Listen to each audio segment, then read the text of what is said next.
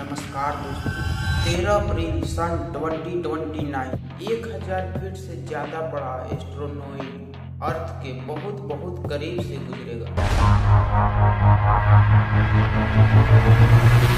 अगर ये धरती से टकरा जाती है तो ऐसी तबाही देखने को मिलेगी जैसे इंसान के इतिहास में कभी ना देखी गई हो। हिरोशिमा जैसी गिराई गई बम 1 मिलियन गुना ज़्यादा एनर्जी जनरेट करेगी। 100 मीटर ऊपर सुनामी उठेंगे और पूरे के पूरे शहरों का सफाया हो जाएगा। लेकिन इतना ही नहीं, 12 जुलाई 2038 को एक और एस्ट्रोनॉइड पृथ्वी के करीब से गुजरेगा और इसके टकराने के 72% चांसेस है। इस बात को नासा ने रियलाइज किया है। आखिर कितनी सच्चाई है इन खबरों में? एग्जैक्टली कौन कौन से खतरनाक एस्ट्रोनॉइड है और नासा का क्या प्लान चल रहा है, आइए इस वीडियो में जानते हैं। एस्ट्रोनॉइड को दोस्तों प्लांटोइड भी कहा जाता है। ये बेसिक से पत्थर होते हैं जो आसमान में घूम रहे होते हैं। सबसे छोटा पत्थर जो एग्जिस्ट करता है वो है सिर्फ 2 मीटर की और सबसे बड़ा एग्जिस्ट करता है सोरेस नाम से 940 किलोमीटर डायमीटर में।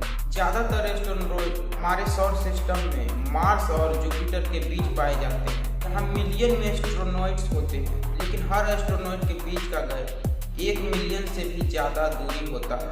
इन्हीं में कोई एस्ट्रोनॉइड हमारे धरती के करीब आ जाता है जिसे एनियोज कहते हैं। ये सिर्फ एस्ट्रोनॉइड्स ही नहीं, कॉमेट्स भी हो सकते हैं, मॉनिटर्स भी हो सकते हैं, मीटियोटेर्स और मीटियोरॉइड्स भी हो सकते हैं।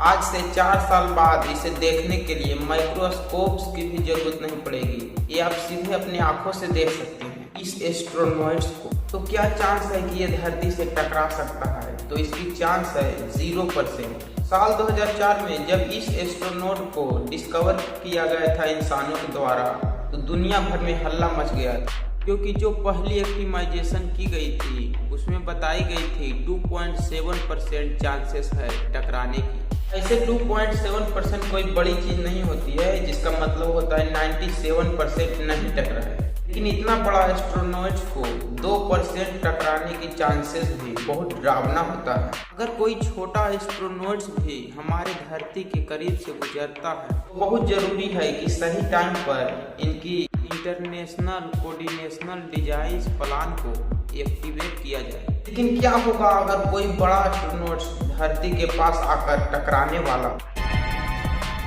यह 3 स्ट्रेटजी इसमें डील करने के लिए, पहला काइनेटिक मेथड्स, दूसरा slow push and pull methods और तीसरा न्यूक्लियर मेथड्स। इन तीनों में पहला काइनेटिक मेथड्स ही ऐसा इकलौता तरीका है जो रियल लाइफ में सक्सेसफुली टेस्ट किया गया है। इसमें हमें एक स्पेस क्राफ्ट भेजकर एस्ट्रोनॉइड को टक्कर मारकर उसकी रास्ता बदल दे, यानी उसकी ऑर्बिट चेंज कर दे। इसका टेस्ट किया गया आज से करीब 2 साल पहले नासा के डबल एस्ट्रोनॉइड रेडिएशन में। दूसरा तरीका है स्लो पुश एंड पुल। इसमें धीरे धीरे एस्ट्रोनॉइड की ऑर्बिट चेंज करेंगे। एक स्पेस क्राफ्ट को स्पेस में भेजकर एस्ट्रोनॉइड पे सूर्य जैसी प्रकाश मेटरिंग करेगा, जिससे थोड़ा थोड़ा थ्रस्ट होगा, जिससे एस्ट्रोनॉइड की ऑर्बिट चेंज हो जाएगी। और तीसरा स्ट्रेटजी है न्यूक्लियर मेथड। इसमें एक स्पेस क्राफ्ट भेजकर एस्ट्रोनॉइड को फोड़ डालो।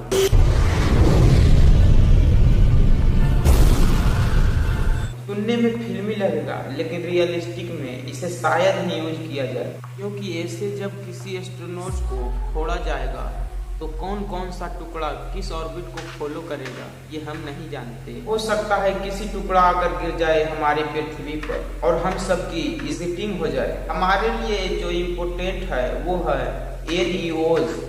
जो एस्ट्रॉइड और कॉमेट्स धरती के पास से गुजर रहे हैं, इससे हमें खतरा है कि धरती पर आकर क्रैश कर जाए और हम सब की पूरी दुनिया खत्म हो जाए। ये खतरा अक्सर जायज है, क्योंकि आज से 66 साल पहले ऐसा हो चुका है डायनासोर के साथ। अगर इनकी एग्जिटिंग हो सकता है तो हम सब भी खत्म हो सकते हैं। वीडियो अगर अच्छा लगा हो दोस्तों तो चैनल को सब्सक्राइब कर लें, क्योंकि ऐसा ही दिलचस्पी वीडियो आपको इस चैनल पर देखने को मिलते रहेंगे।